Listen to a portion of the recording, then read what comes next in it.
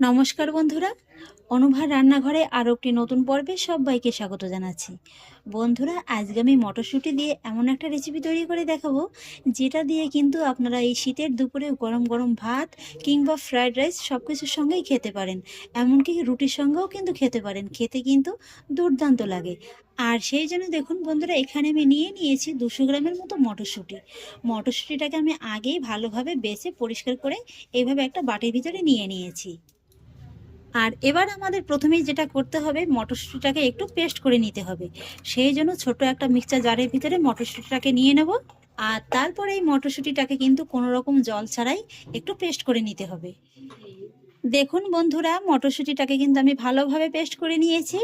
আর এই যে দেখুন, এইভাবে যদি একটু হালকা দানা দানা থাকে তাহলে কিন্তু কোনো অসুবিধা নেই। এবার আমি মটরশুঁটিটাকে অন্য একটি জায়গায় ট্রান্সফার করে নেব।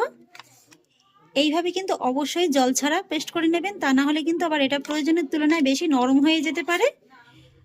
আর এবার দেখুন বন্ধুরা, আমি আবারও মিক্সচার জারটা নিয়ে নিয়েছি আর তার মধ্যে অ্যাড করব 8 থেকে 10 কোয়ার মতো রসুন। সেই সঙ্গে অ্যাড করব 1 ইঞ্চি পরিমাণে 3 থেকে 4 টুকরোর মতো আদা। আর সেই সঙ্গে অ্যাড করব 2টো কাঁচা লঙ্কা। আর অ্যাড করব মিডিয়াম সাইজের 3টি পেঁয়াজ কুচি। এবার আমি পেঁয়াজ, রসুন, আদা আর কাঁচা লঙ্কাটাকে একটু পেস্ট করে নেব। তবে কিন্তু খুব বেশি মিহি পেস্ট করব না, মিক্সচার জারটাকে একটু পালস মোডে রেখে রেখে একটু দানা দানা করে পেস্ট করে নিলেই কিন্তু হয়ে যাবে। এই যে দেখুন বন্ধুরা, আমি কিন্তু পেস্ট করে নিয়েছি। আর এইভাবে কিন্তু একটু হালকা দানা দানা রেখে পেস্ট করে নিতে হবে। এই যে দেখুন।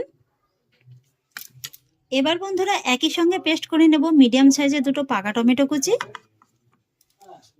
এবার বন্ধুরা, আমি মটরশুঁটির কোপ্তাগুলোকে বানিয়ে নেবো। সেই জন্য প্রথমেই আমি মটরশুঁটির পেস্টটা নিয়ে নিলাম। আর তার মধ্যে দিয়ে দেবো 2 টেবিল চামচ এই যে আদা, রসুন, পেঁয়াজটাকে পেস্ট করে রেখেছিলাম, সেই থেকে নিয়ে নিচ্ছি। একই সঙ্গে নিয়ে নিচ্ছি হাফ চা চামচের মতো জোয়ান, এতে কিন্তু হজমে আপনাদের খুবই সুবিধা হবে। তারপরে নিয়ে নিচ্ছি কোয়ার্টার টিস্পুন হলুদ গুঁড়ো। সেই সঙ্গে নিয়ে নিচ্ছি কোয়ার্টার টিস্পুন লাল লঙ্কার গুঁড়ো। আর সেই সঙ্গে নিয়ে নিচ্ছি হাফ টিস্পুন ধনে গুঁড়ো। আর এবার নিয়ে নিচ্ছি হাফ টিস্পুন লবণ। আর সেই সঙ্গে নিয়ে নিচ্ছি বাইন্ডিং এর জন্য 4 টেবিল চামচের মতো বেসন। তবে খুব বেশি কিন্তু দিতে যাবেন না, বেসনটা বেশি হলে কিন্তু কোপ্তাগুলো শক্ত হয়ে যাবে, ভিতরে কিন্তু ঠিক মতো ঝাল নুনটা ঢুকবে না। এবার এই সমস্ত উপকরণগুলো আমি হাত দিয়ে একটু ভালোভাবে মেখে নেব। এই যে বন্ধুরা, সমস্ত উপকরণ দিয়ে আমি মটরশুঁটির পেস্টটাকে খুব ভালোভাবে মেখে নিয়েছি। আর এই যে দেখুন, মাখাটা কিন্তু ঠিক এমনই হতে হবে। আর আপনারা চাইলে কিন্তু এই সময় এর ভিতরে সামান্য একটু গরম মশলা গুঁড়োও অ্যাড করতে পারেন। আর এবার দেখুন, আমি হাতে সামান্য একটু সাদা তেল মাখিয়ে নিয়েছি। আর এবার আমি যে মিশ্রণটা মেখে রেখেছি, এই মিশ্রণ থেকে এইভাবে অল্প একটু করে নিয়ে নেব। আর তারপরে হাতের সাহায্যে এইভাবে একটু গোল গোল করে নেব। এই যে দেখুন, কত সহজে একেবারে কিন্তু একটা রাউন্ড শেপ চলে আসছে। ঠিক এইভাবেই কিন্তু তৈরি করে নিতে হবে।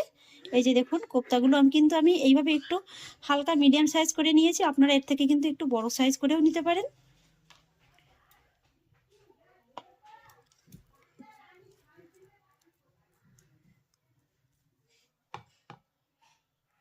এবার চলে এলাম রান্নার মূল পর্বে। গ্যাসে একটি কড়াই বসিয়ে দিয়েছি। কড়াইতে দিয়ে দেবো 3 টেবিল চামচের মতো সাদা তেল। এবার তেলের মধ্যে ফোড়নে দিয়ে দেবো হাফ চা চামচের মতো গোটা জিরে। সেই সঙ্গে দিয়ে দেবো 4টির মতো ছোট এলাচ। এলাচগুলোকে কিন্তু একটু মুখটা ফাটিয়ে নিতে হবে।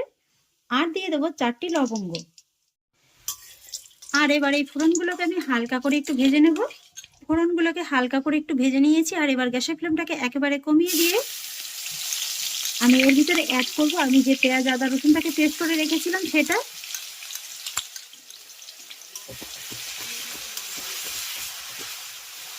এবার মিডিয়াম ফ্লেমে আমি এই পেঁয়াজ, আদা, রসুনটাকে ততক্ষণই ভেজে নেব যতক্ষণ না পর্যন্ত এর ভিতর থেকে কাঁচা গন্ধটা খুব ভালোভাবে চলে যাচ্ছে আর এটা একটু ভাজা ভাজা হয়ে লাল হয়ে যাচ্ছে। মশলাটাকে দেখুন বন্ধুরা, আমি কিন্তু খুব সুন্দর করে একেবারে লাল লাল করে ভেজে নিয়েছি। আর ঠিক এই স্টেজে গ্যাসের ফ্লেমটাকে একেবারে কমিয়ে দিয়ে এর ভিতরে অ্যাড করতে হবে সামান্য একটু জল, যাতে করে মশলাটা পুড়ে না যেতে পারে। আর তারপর এর ভিতরে অ্যাড করতে হবে হাফ টিস্পুন হলুদ গুঁড়ো আর 1 টিস্পুন কাশ্মীরি লঙ্কার গুঁড়ো। এতে ঝাল হবে না, সুন্দর একটা রং আসবে। এবার আমি এই মশলা গুঁড়োটাকে একটু এই মশলার সঙ্গে ভালোভাবে কষিয়ে নেব। এইভাবে নেড়েচেড়ে আমি একটু কষিয়ে নিয়েছি। আর এবার আমি এর ভিতরে অ্যাড করব টমেটো পেস্টটা। ভালোভাবে মশলার সঙ্গে মিশিয়ে নেব। সেই সঙ্গে মিক্সির বাটি ধোয়া জল দিয়ে দেবো সামান্য একটু। আবারও একবার ভালোভাবে মিশিয়ে নেব। আর এবার এই মশলার ভিতরে আবারও কয়েকটা গুঁড়ো মশলা অ্যাড করব। সেই জন্য দিয়ে দিচ্ছি হাফ টি স্পুনের মতো ধনে গুঁড়ো, তার অর্ধেকটার মতো জিরে গুঁড়ো, আর একই সঙ্গে দিয়ে দিচ্ছি হাফ টি স্পুনের মতো লাল লঙ্কার গুঁড়ো। এবার এই মশলাগুলোকেও খুব ভালোভাবে নেড়েচেড়ে মিশিয়ে নেব। সমস্ত মশলাগুলোকে আমি খুব ভালোভাবে নেড়েচেড়ে মিশিয়ে নিয়েছি। আর এবার আমি এর ভিতরে অ্যাড করব 1/4 কাপের মতো জল। জলটাকে খুব ভালোভাবে মিশিয়ে নেব। আর এবার দেখুন গ্যাসের ফ্লেমটাকে একেবারে কমিয়ে রেখেছি। আর এর উপর থেকে বসিয়ে দেবো এরকম একটা ছিদ্রযুক্ত থালা। আপনারা চাইলে সামান্য একটু সাদা তেল মাখিয়ে নিতে পারেন। এবার আমি এক এক করে এই যে মটরশুঁটি কোপ্তাগুলোকে থালার পরে বসিয়ে দেব। এইভাবে একবার রান্না করে দেখবেন বন্ধুরা, এই যে কোপ্তাগুলো আলাদা করে তেলে ভাজবার কোনো প্রয়োজন নেই। এইভাবে রান্না করলে যেমন সময়টাও বেঁচে যাবে, আর এই কোপ্তাগুলোও কিন্তু খুব সুন্দর একেবারে নরম তুলতুলে হবে। খেতে কিন্তু আপনারা একদম অন্যরকম একটা স্বাদ পাবেন। সমস্ত কোপ্তাগুলোকে আমি বসিয়ে দিয়েছি। আর এবার গ্যাসের ফ্লেমটাকে কিন্তু একই রকম ভাবে লো অবস্থাতে রেখে এইভাবে ঢাকা চাপা দিয়ে রান্না করে নিতে হবে 7 থেকে 8 মিনিটের মতো সময় নিয়ে। এবার ঢাকাটাকে তুলে নিচ্ছি। এই যে দেখুন বন্ধুরা, কোপ্তাগুলো কিন্তু একেবারে খুব সুন্দরভাবে তৈরি হয়ে গেছে। এই যে দেখুন, আর এই যে দেখুন এইভাবে কিন্তু খুব সহজে একেবারে উঠেও আসবে। আর এদিকে দেখুন মশলাটাও কিন্তু এই ফাঁকে খুব সুন্দরভাবে কষিয়ে নেওয়া হয়ে গেছে। টমেটোর ভিতর থেকে কিন্তু কাঁচা গন্ধটা একেবারে খুব ভালোভাবে চলে গেছে। আরও একবার খুব ভালোভাবে নেড়েচেড়ে মিশিয়ে নেব। আর তারপর এর মধ্যে অ্যাড করব ফেটিয়ে নেওয়া 2 থেকে 3 চামচের মতো টক দই। এই সময় কিন্তু গ্যাসের ফ্লেমটাকে লোতেই রাখবেন। এবার টক দইটাকে এই মশলার সঙ্গে খুব ভালোভাবে মিশিয়ে নেব। আর তারপরে খুব ভালোভাবে কিন্তু কষিয়ে নিতে হবে। এই যে দেখুন বন্ধুরা, মশলাটাকে কিন্তু আমি খুব সুন্দর করে কষিয়ে নিয়েছি। এইভাবেই কিন্তু খুব ভালোভাবে কষিয়ে নিতে হবে। এই যে দেখুন মশলার ভিতরে কিন্তু খুব সুন্দর একটা দানা দানা ভাব চলে এসেছে। আর তেলটাও দেখুন খুব ভালোভাবে কিন্তু একেবারে রিলিজ হয়ে গেছে। আর ঠিক এই স্টেজের ভিতরে অ্যাড করতে হবে স্বাদ অনুযায়ী লবণ। আর সেই সঙ্গে অ্যাড করব হাফ চা চামচের মতো চিনি। যেহেতু টক দই দিয়েছি তাই সামান্য একটু চিনি দিলে কিন্তু স্বাদের ব্যালেন্সটা ঠিকঠাক থাকবে। আর একই সঙ্গে দিয়ে দেবো সামান্য একটু গরম মশলা গুঁড়ো। এবার এই মশলাটাকেও কিন্তু এই মশলার সঙ্গে খুব ভালোভাবে কষিয়ে নিতে হবে। ফাইনালি সমস্ত মশলাগুলোকে আমি খুব ভালোভাবে কষিয়ে নিয়েছি। আর এবার এই কষিয়ে নেওয়া মশলার ভিতরে আমি অ্যাড করব পরিমাণ মতো জল। আপনারা কিন্তু আপনাদের প্রয়োজন অনুযায়ী জলটা কম বেশি করে দিতে পারেন। জলের সঙ্গে মশলাটাকে খুব ভালোভাবে মিশিয়ে নেব। আর তারপর আমি এই গ্রেভির ভিতরে অ্যাড করব কসুরি মেথি। মেথিটাকে আমি এইভাবে একটু হাতে ক্রাশ করে নিয়েছি। ভালো করে মিশিয়ে নেব। আর তারপর হাই ফ্লেমে ঢাকা চাপা দিয়ে গ্রেভিটাকে আমি একটু ফুটিয়ে নেব। প্রায় 2 থেকে 3 মিনিটের মতো সময় নিয়ে গ্রেভিটাকে আমি একটু ফুটিয়ে নিয়েছি। এবার আমি এক এক করে এই যে মটরশুঁটির কোপ্তাগুলোকে গ্রেভির ভিতরে দিয়ে দেব।